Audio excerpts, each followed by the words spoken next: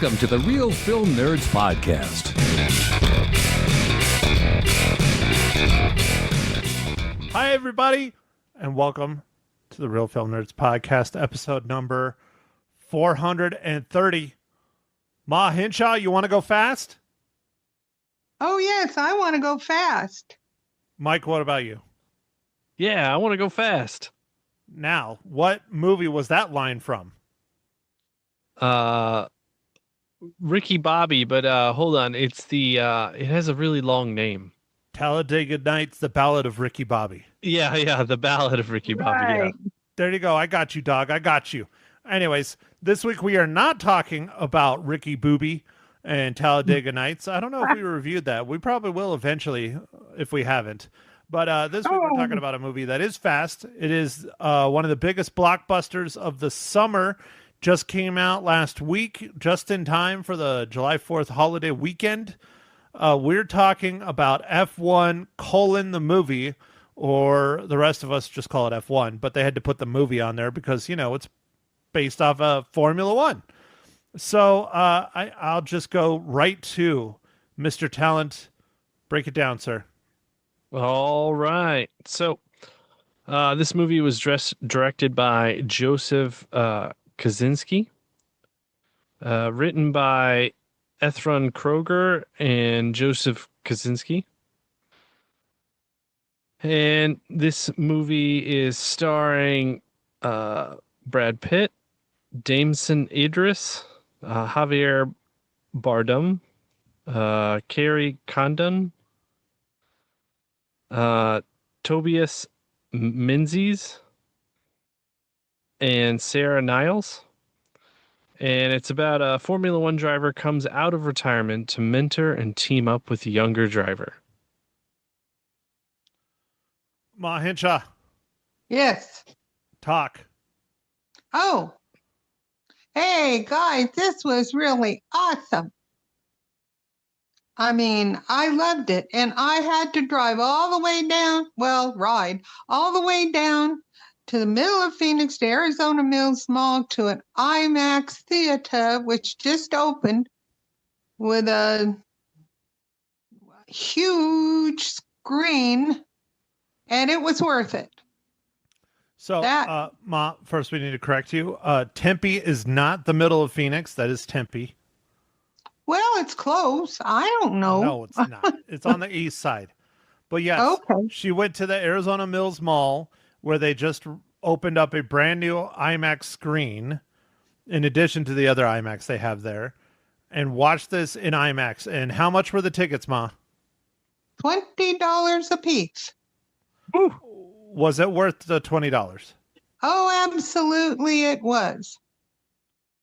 It was, because this movie, it's so effective. I mean, you feel like you're sitting in their lap, which, no, I wasn't, but it was really awesome. Mm-hmm. Yeah, of course you want to sit in Brad Pitt's lap. Of course Dirty I old would. biddy. Yeah, he's pretty cool for a youngster of 61. Wow. See, Mhm. that's not that old. You can. No. That's not that big of a gap, Ma. You could go and hook up with him. I know, and he's not married to Angelina anymore, which made me sad, but oh well. Mike, You know. did you get to see F1 the movie in IMAX? No, I did not get to see it in IMAX. I just saw it in normal, like, I don't know, Joe Schmo screen. Oh, And it was fun to watch. It's I don't know a heck of a lot about F1, and it was neat to see a lot of the different, like, the crazy pit stops and the modularity of the car. Like, when they keep breaking stuff, it was just like, oh, it just snaps on. You're like, what is this, like Legos? Oh my gosh. Like, these cars go like 200 and something miles an hour and they can just pop on and off these things. That's amazing. Well, I am a fan of Formula One, so luckily I'm here. I don't get to watch it as much as I would like because the races are 3 to 4 hours long, and if you watch all the practices and you watch all the warm-ups and all the qualifying, all that stuff, I mean, it's even more. but I'm lucky if I get to watch a race every now and then. But yeah, I've been not a huge fan like our friend Aaron, who absolutely loves Formula One, but I love Formula One quite a bit. I would love to go to a race in person, especially the Vegas race. Oh man. But I've been a fan of Formula One more actively, I guess you would state it. I mean, I've liked it growing up and stuff, but not the level I do now. Probably the past 10, 11, 12 years, I really started getting more and more into it just because I do like racing, and I grew up liking racing and NASCAR, but I got bored of it because of the around the track. And Formula One is not just about the driving, it's also about the technology, because these are $200 million plus cars. And they used a real Formula 2, not a Formula 1 car, to film this movie. And actually, they had 4 of them. But we can talk about all the behind-the-scenes stuff. I did a lot of looking into the behind-the-scenes stuff because I find it fascinating, especially how they shot this movie. What's a Formula 2? Yeah, well, the cars are from Formula 2, but the movie is Formula 1. Oh, okay. Yeah, but what is Formula 2, Matt? Just a little bit slower racing, or like? So just like in baseball, you have different divisions. So they have Formula 2, Formula 3, and they go even, I think, all the way down to Formula 5. I think. I'm not 100%. I could be wrong on that. But they're basically different skill levels.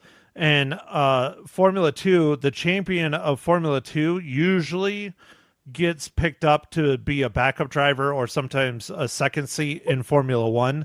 Not all the time, but a lot of times. And so it's basically like minor league baseball.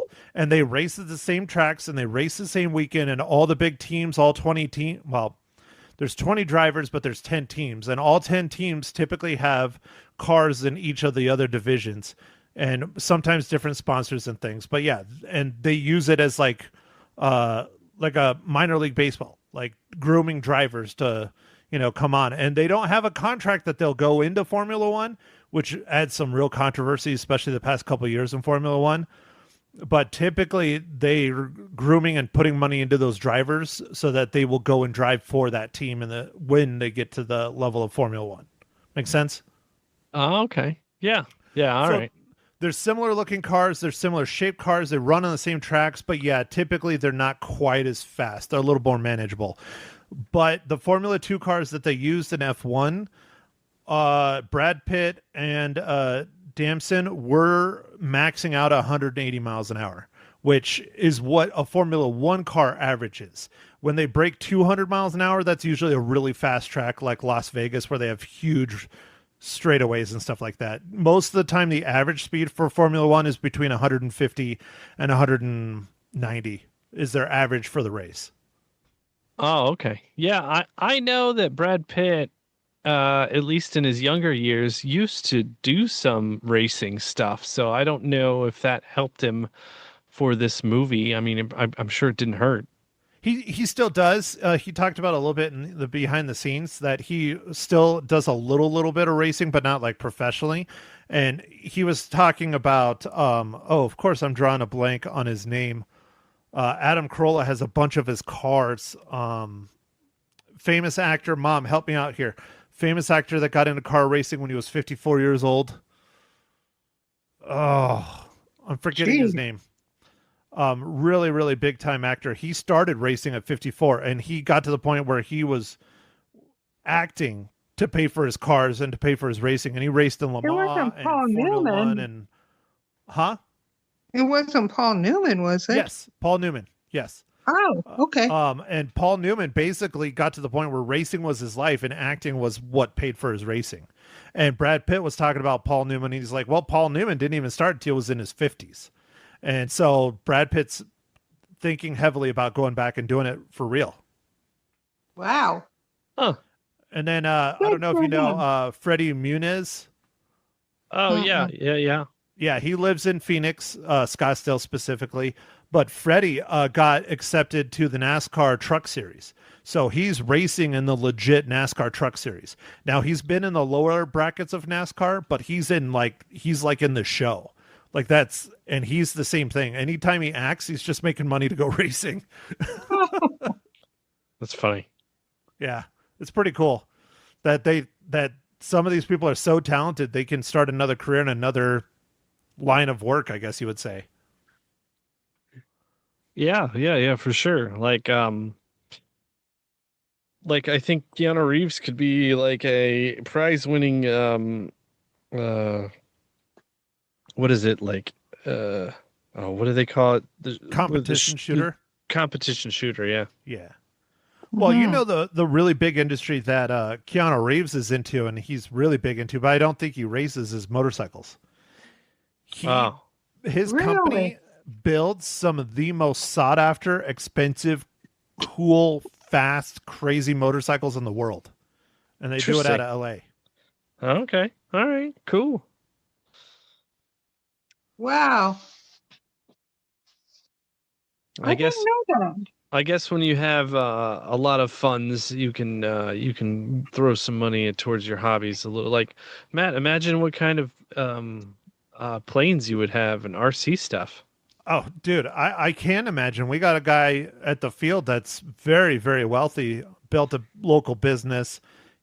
You know, he doesn't even bat an eye when he puts in a $3,000 or $4,000 airplane because he has 3 or 4 full scale airplanes that cost more in maintenance than one of those airplanes a month. So, yeah, I can imagine it because I see it. Gotcha. It'd be nice. Yeah, I wouldn't have to. I'd probably be a really good pilot because I wouldn't have to be nervous about crashing my airplanes. Ah, okay. All right. So, all right. So, Ma, did you like the movie? Mike, did you like the movie? I know we got super hardcore off track, but not really. I mean, we're talking about racing on the real thing. So, We're talking about racing. I think that wasn't too bad. Yeah, I like the movie. It was a very simple storyline, but it was well executed. So it was fun to watch.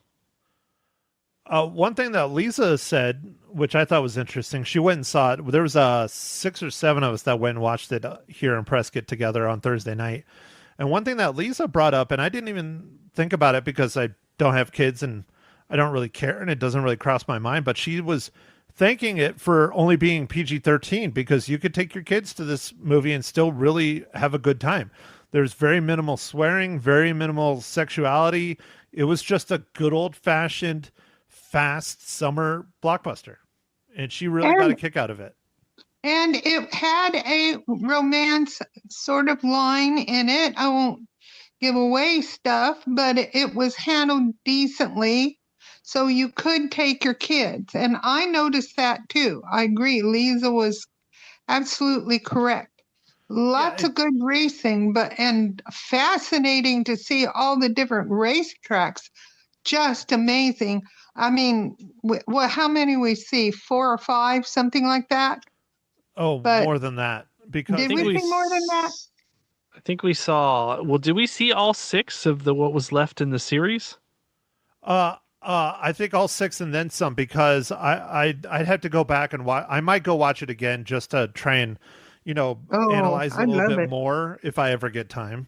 But if it's on Apple TV, I'll probably watch it there. But just to try and analyze it because they filmed this. This again, I'm going to go back into Formula One. Just warning, they filmed this movie during the 2023 and 2024 season of Formula One, and they filmed it at the races. The FIA was real leery about it and the teams were real leery about it because these are the real teams. These are the real drivers that are in Oh, this movie. boy. These are the real team principals. This is legit at the racetracks. And they did it over the course of 9 different races and they would give them 20 minutes a day on the practice and pre-qualification days to shoot. And that was it at 9 races over 2 years. Yeah, I saw the Hamilton guy, and I was Lewis like, and Hamilton, he's yeah. yeah, he's one of the producers. So like, Yes. They brought him in. obviously, Yeah, they brought him in big time. And one of the things, so there's a insane rivalry between back then Mercedes and Red Bull. And Lewis Hamilton was driving for Mercedes then. And Red Bull was like, we don't want to be in the movie because you're going to make us look like the villains because Lewis Hamilton is on as one of the producers and they're villains in real life. Like they're fine like people, but on the track, they're just smack talking and just, I mean, they are at each other's throats. And so that was one of the fears shooting at the actual the races and the storylines and all that the teams thought they were going to be shown in a bad light, and they didn't do that at all, which is great. That's why they signed off on it, and that's why the FIA signed off on it too. Yeah, no, they didn't make it about that part of and I believe the team that they were racing for was fictional, right? Like yes. APX is not a real team. No. And in the movie, they even reference it in the movie. They call themselves the 21st team. There is no 21st team right now. There's rumors of, well, not rumors. It's pretty much confirmed that America will have a second team, or an American sponsor. It'll be our official first, like, kind of real team. But Cadillac is getting involved, and they're going to be the 11th team. So, which would make it the 21st and 22nd car. Okay. Interesting. Okay. And that's Michael Schumacher, I believe. All right. No, not Michael Schumacher. Sorry, Michael Schumacher is... he was Ferrari.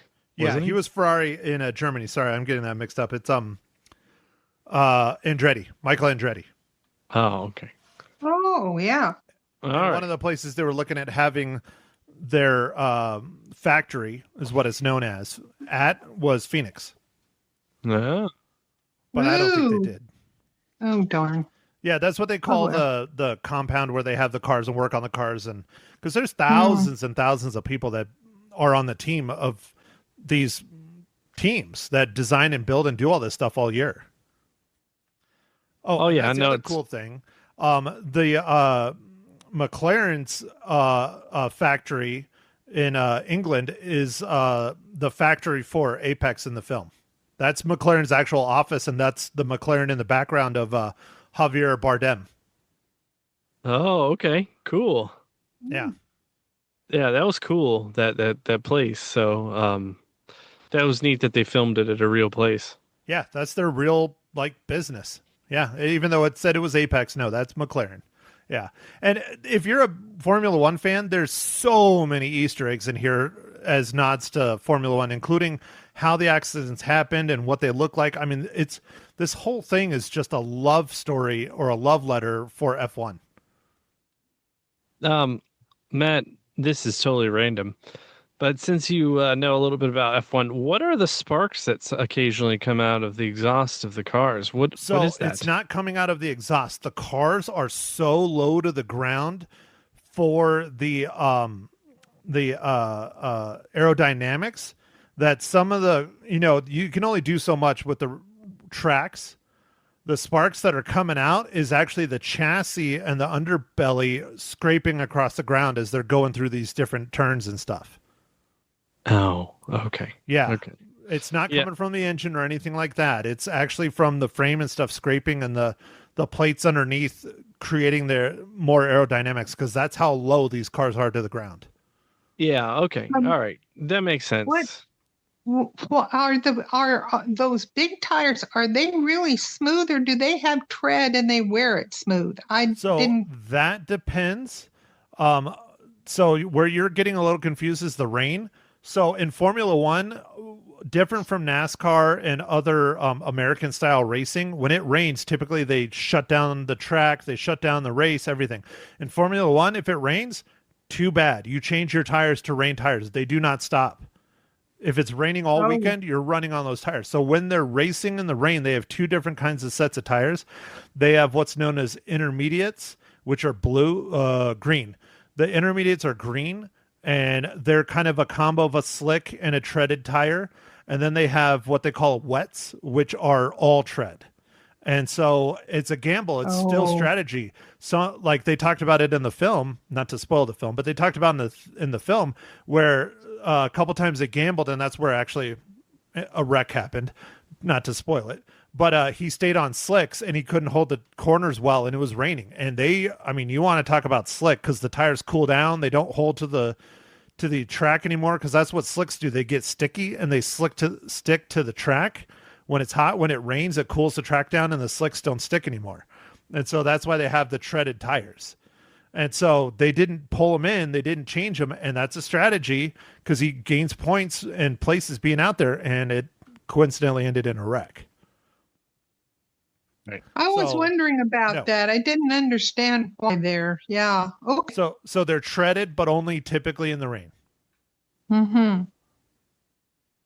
Okay, I know that was a long answer, but I like Formula And 1. they It's can fun. replace almost any parts. I mean, that So I they're- kind of would have liked to watch them, replace things maybe once so understood, but they can replace a whole lot of parts if you hit a wall or something, but you don't totally crash. So that depends on the rules for the FIA and what it is and the rules of the sport. So say they clip the front end and they break a wing. The wing is not an integral part like the engine or whatever. It's just a wing that helps with downforce. And so they can come in, pull the wing off and put a new wing on. They can do that kind of stuff, but like they've actually had to replace whole engines, not like during a race. You can't really do that, but there's different rules and regulations you can do. And so like in Las Vegas, the first year they had Las Vegas, they didn't weld the sewer lids to the ground well enough. And Ferrari, the downforce sucked one of the sewer lids up and it hit the bottom of the Ferrari and destroyed a $200 million car. And they were able to go and yank everything down to the chassis and basically rebuild the car overnight as long as they could get it done and back for the next time they had to race. So they have rules and regulations and stuff like that. But like if your engine goes out in the race, no, you're done. Well, in the movie, Matt, was it valid when they said if he could make it to the pit, they can try and fix it? So that was because it was red flagged. And so when it was red flagged, he made it to the pit and they were able to work on his car in the pit area, but they could not pull it into the garage. So anything they could carry by hand, any tools, anything like that, they could come out and fix the car, but they could not wheel him into the garage where the lifts are and all that kind of stuff is to replace much bigger components. Okay. All right. Yeah. All right. And so that's what it was. That was a red flag, which a red flag is a complete stop in the racing. Okay. Well, Matt, I'm getting pretty thirsty, so I bet you're thirsty. What are you drinking this fine morning, evening, afternoon?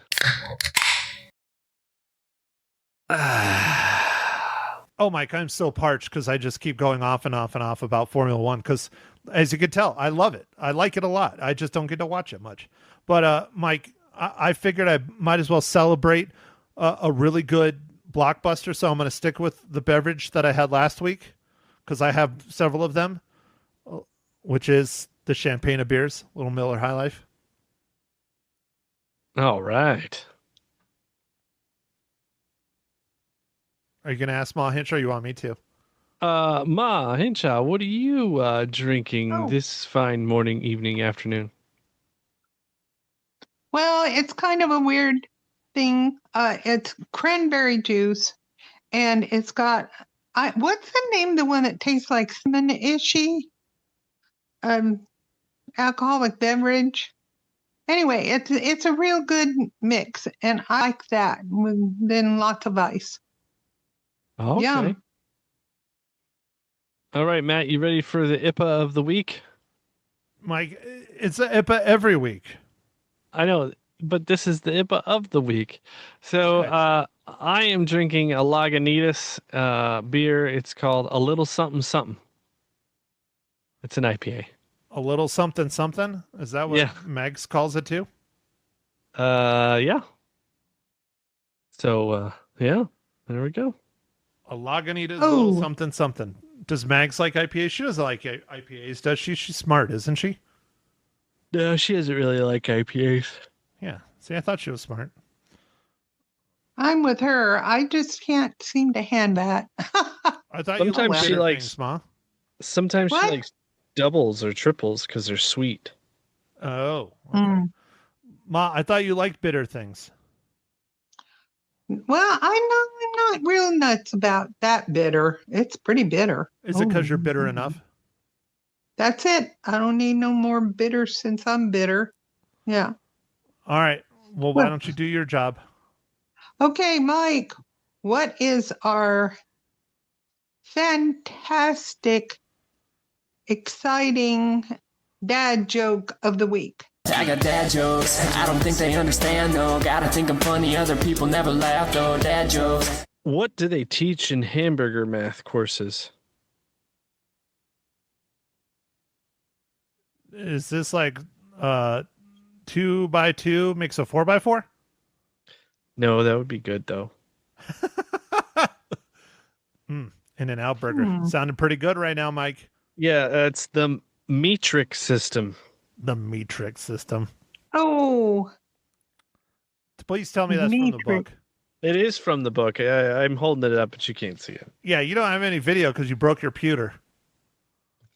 I know. I'll try and update some stuff some more and see what's going on. Graphics card, man. That's probably what it is. But Yeah, it's probably graphics card. so, all right, Mike. Well, the most important question of the podcast, other than what you're drinking, Mike, how does F1 the movie relate to the Marvel Cinematic Universe?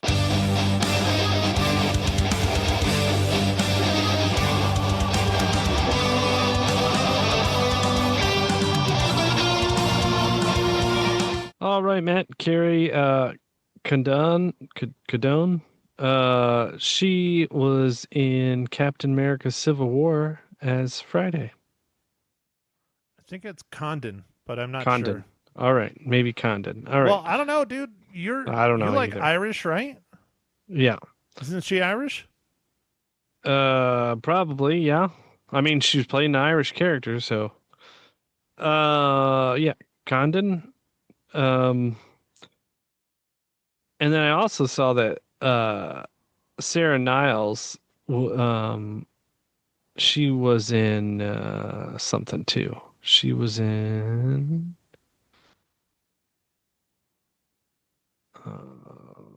Where's that? No, I'm not finding it. Where? What? Anyway. Oh, the Fantastic Four, but it's the newest one coming out, so I didn't think that kind of counted. So Not yet, because we haven't reviewed it yet, but we will soon. that's oh right. yeah, we will. Yeah. So anyway, yeah. So there we go. MCU tie-in. I'm just trying to see. I swear, I think she's from Ireland. She probably is. Yeah, is an Irish television and film actress. Got it. Yep, I had to double check. I'm like, I'm not being weird here, right? Okay. I mean, I am, of course I am, but you know. Anyways, okay. Well, we're in the spoiler section, even though I guess we kind of spoiled it. I mean, not really. It's a racing movie about racing. No. I mean, no, we didn't spoil it. And I'll try not to talk about more Formula One, but I mean, you guys have good questions and I have good answers, I think. Yeah, I think so. So I'll go first. I don't really have much to spoil. I guess I'll just say the story, which I said was good. It's just, like an underdog story, and who doesn't like watching an underdog story, pretty much. And it's got a little bit of the old guy and the young cocky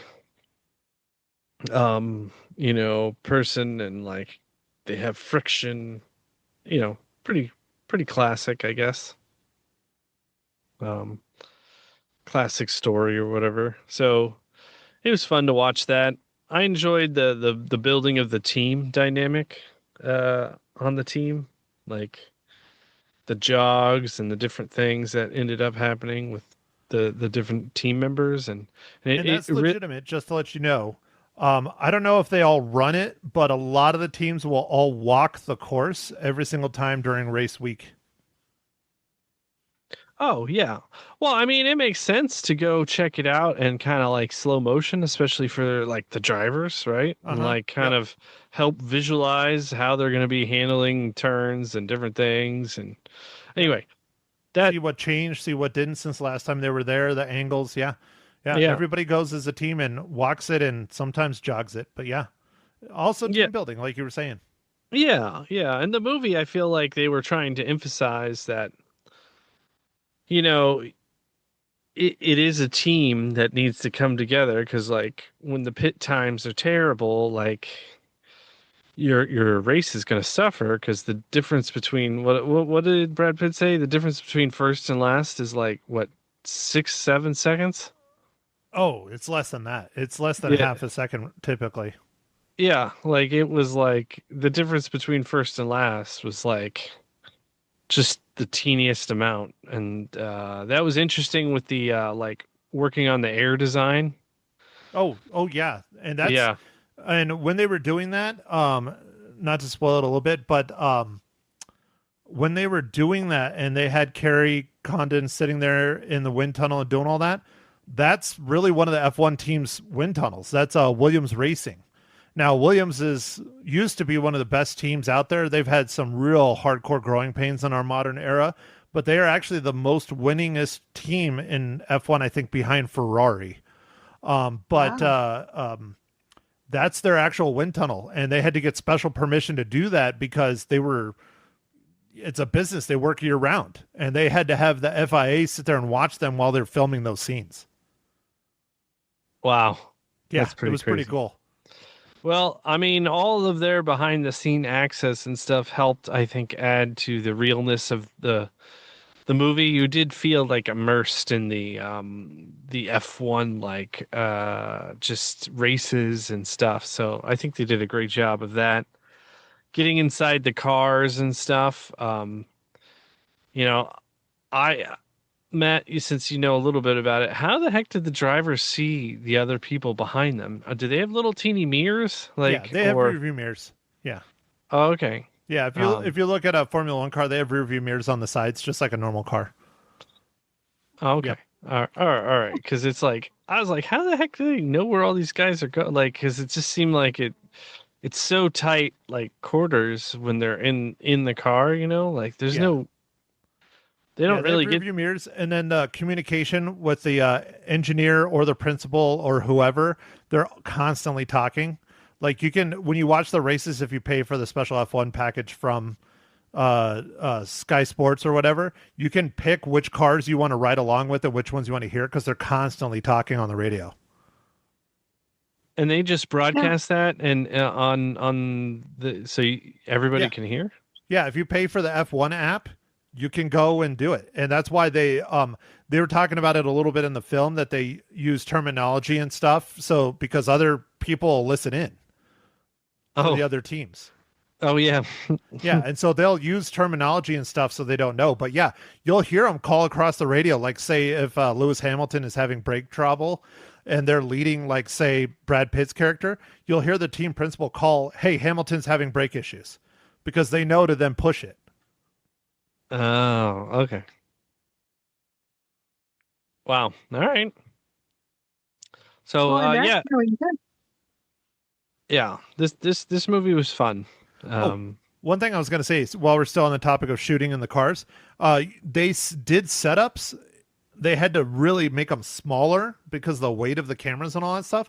But they tried to use the same technology and the same setups as they did in Top Gun Maverick. Oh, cool. Because, Joseph Kosinski is the one that directed that as well. And the cinematographer is the same, and same with the composer, Hans Zimmerman. Yeah, Zimmer. Ooh, that's one thing. The music was really great. That really went with it. All the music. Yeah, he's like the John Williams, he's the guy who gets the movies that John Williams didn't get. Yeah. Pretty much. He's Hans like the Zimmer number two. Also did the audio for Days of Thunder. And Joseph Kosinski and Jerry Bruckheimer were trying to make this kind of like a follow-up to Days of Thunder. But basically, because this movie is doing so well, they're going to make a Days of Thunder sequel. Are they really? Yeah, because their first pick to do this was actually Tom Cruise. Oh, okay. Well, Brad was still great. Anyway, he did the part because, he was supposed to have raced like 30 years or something and then quit. And so he wouldn't have been uber young, And I think Brad was just a perfect pick, really. You just like seeing him nude. Well, yeah, he's got great abs. I mean, come on, you got to have a little excitement there, you know.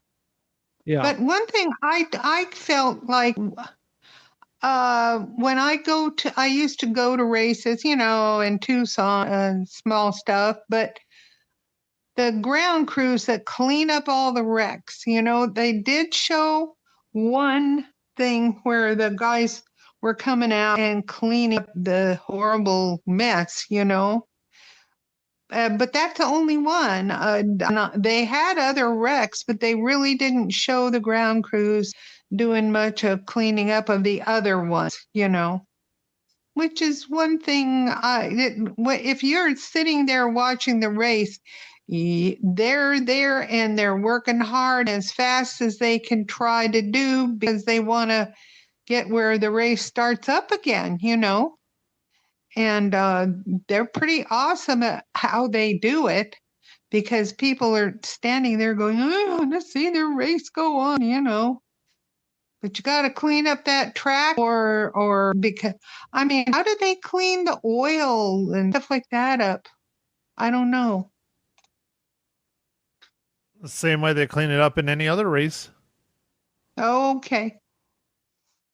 Or whatever it is. I don't know. Okay. They throw down like kitty litter and like sweeps, clean it They up. try and absorb as much of it as they can and sweep it off and, all that stuff. Yeah. Okay. Yeah. All right. Yeah, those are hardworking folks doing that, man. And they're so important because if some of it's left on there, then people could crash.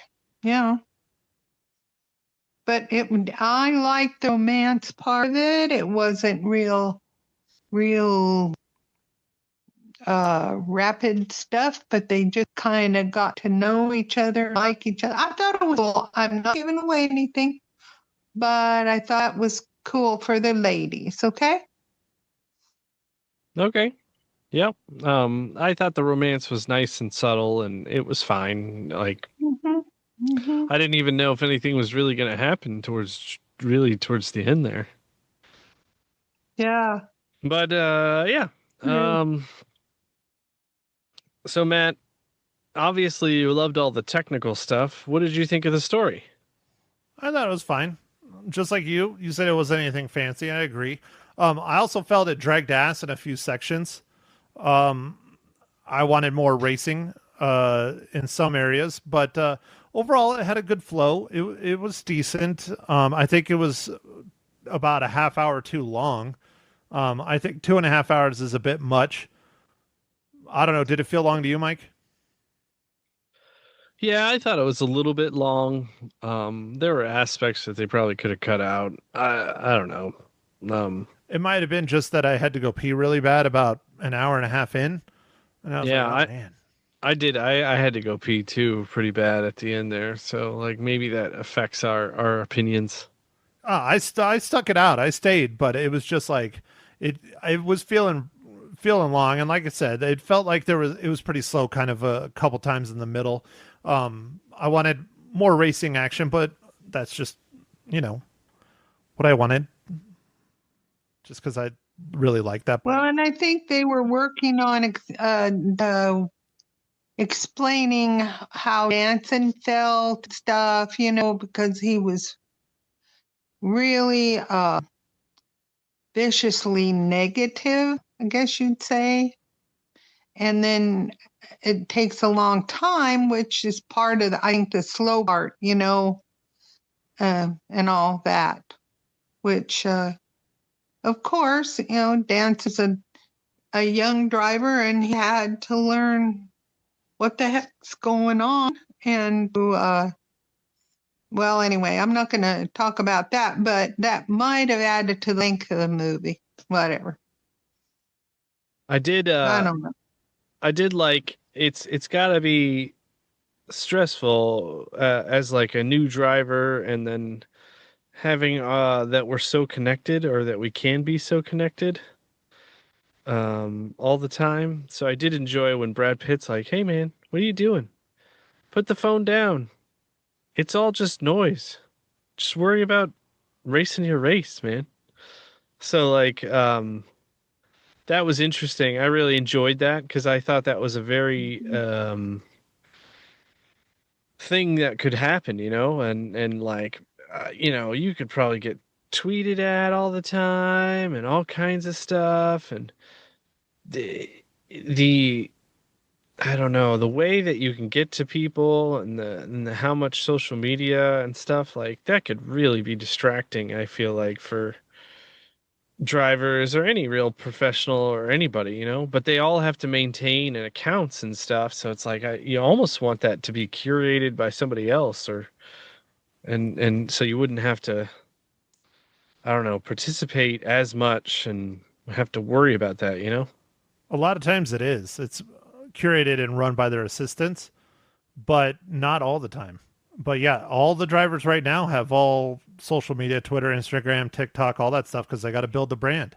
They have to, or else, they're not as well known, or especially around the world. I mean, Formula One is not that big of a deal in America. It's getting better and better and better, but Formula One is huge in the rest of the world, specifically in Europe and Japan and Southeast Asia.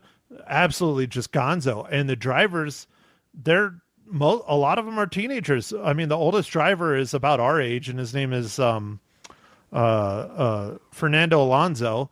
And everyone keeps just giving him shit for how old he is, because everybody's like 18, 19, 20. And they're getting paid millions and millions of dollars a year. I mean, the top guy right now is Max Verstappen, which is one of my favorite drivers. He has 4 private jets. Like, he has so much money, it would make your head explode. That's how much he gets paid to race Formula One. I mean, Formula One, I'm sure, and I think they conveyed it pretty good in the film, has a lot of money in it. And that's one reason why they've changed a lot of the rules, because they were dumping even more money into the cars than they were now. And now they have a cap on how much they can spend. Okay. Yeah. I think Max put it pretty well. F1 is like soccer around the world, where soccer's huge around the world, but in America, it's football. And Yeah. so like NASCAR is kind of like football, because that's like our racing thing that's like big for us, and it's not as much, F1 stuff. Right. So it's kind of funny that she's like, yeah, it's kind of like soccer. I'm like, oh, you're right. It's like soccer of the racing world. It kind of is. Yeah. I like Formula One because I think I like the technology, and I like the more challenge to it. Because I think it's a lot more. I mean, NASCAR is very team oriented too, but I mean, Formula One is like super team oriented, even though it looks like it's just the driver getting all this money and they're the ones that are held up high. No, I mean, down to the dude, as we saw in the film, that changes the wheel. If they drop the ball, it screws everything up. And they do more than just change that wheel. They do a lot more than that when they're not racing. Yeah, but the pit stops in this, man, I was like, man, 2.5 seconds? Holy moly. And that's legit. Yeah, they're typically, if they're over 3 seconds, it's a long pit stop. But it's because all the technology. They have one nut on each tire. They have one person doing everything. It's like NASCAR's old school, where they want like 8 guys they have a limit on pumping it up and taking each lug off and all that stuff. Mm-hmm. Formula One is all about the technology. Like, the jacks that lift the car up are in the car. Like, they go and they just hit it and boof, and they do it. Yeah. It's wild. Okay. I think that's all I wanted to talk about. You got enough, Mike? You've had enough? I've got enough. I've had enough. Now, Mike and Mom, are you guys going to now become fans of Formula One and watch Formula One now? I might. It really does look interesting. Of course, when Jeff Gordon was racing, I watched most of his races, and NASCAR at that time. But since Jeff retired, Dave doesn't really watch races much anymore. So yeah, but that looks. I've watched a few of the F1s, but not many, I will admit. And I don't know how I even came upon them, but yeah, I might watch more. Mm-hmm. Well, just like Mike was talking about, it's more European. So typically the F1 races even when they're here in the States, they usually broadcast them when Europe is awake, and usually on Sundays. And so, like, when they race here in Las Vegas, it's a night race because it's daytime over there when we're at night. So typically, if you want to watch Formula One, you got to record it because it's usually at 2, 3, 4, and 5 o'clock in the morning on Sunday. Oh, really? Yep. But that Depending makes what country sense. they're in. Yeah. So, all right, Mike, let's do it. I know you need to go to bed. How many reels? I'm gonna give this one 4 out of 5 reels. It was a good movie. It was very technical, accurate. So I had a good time. Well acted. Yeah. Ma Hinshaw? Oh, I give it 4.5 cookies because I really thought it was great. And the acting was really good, and I loved the music. It just really went with the movie and helped with when they were racing even. It was just cool.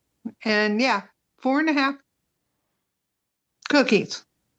Well, I give it 4 out of 5. Like I said, I thought it was really good overall. I got a lot out of it being a fan of Formula One, and maybe that's why I'm a little more critical about it in some areas. I thought it dragged in a few spots, but overall, I thought it was a very good movie. I will definitely watch it again, possibly a 4K Blu-ray in the future. I don't know. We'll see. I mean, I love Joseph Kosinski's work. I think he's a very, very good director. I know, Mike, you love a lot of his work too. Oblivion is another great film that he did. Top Gun Maverick, another one. But yeah, I enjoyed it. I think it's definitely probably one of, if not my favorite so far, definitely at the top of the summer blockbusters of 2025 for sure. So 4 out of 5. Nice, dude. Nice. So, Mike, you want to tell our lovely listeners what we're going to review over the 4th of July weekend, or do you want me to? I know you sent the list. I forgot which one it is again. Mike, how dare you? We're going to go watch Scarlett Hinshaw in Jurassic World Rebirth. Oh, yes. Yes. Scarlett Johansson. Wait, yes, Scarlett who? Oh, It's Matt's future ex-wife, Scarlett Johansson, is going is going to give up her last name and throw it all out the window when she meets Mr. Matt. That's how much in love she'll be with me. And you know it, Mike. That's it. You know it. Yep. And she's gonna drop her SNL boyfriend and or husband, no, I think right? they're married now. Yeah. Husband and Colin Jost, yeah. He's not funny. I'm funnier than him. Yes, you are. I think he's that funny either. Anyway, so okay. So Jurassic World Rebirth. Jurassic World. So now we're on what? Like, is this Jurassic Park number 9? They just don't want to write it down, probably like that. Yeah, it says 5 years post Jurassic World Dominion. So this is, I think, technically 7. There was 3 Jurassic Worlds, and then there was Jurassic Park 2, and Jurassic Park 3. Yeah. So this is 7, I think. Yeah, we're on 7. Jurassic Park Part 7. Yeah. Steven Spielberg, still executive producer. Of course. But dude, look at who the director is, man. I didn't see who the director was. Who's the director? Gareth Edwards. Okay. He did Rogue One, a Star Wars story. Okay. All right. It's like the only good modern Star Wars movie. Maybe he'll save Jurassic Park. I don't know. We'll see. We'll see.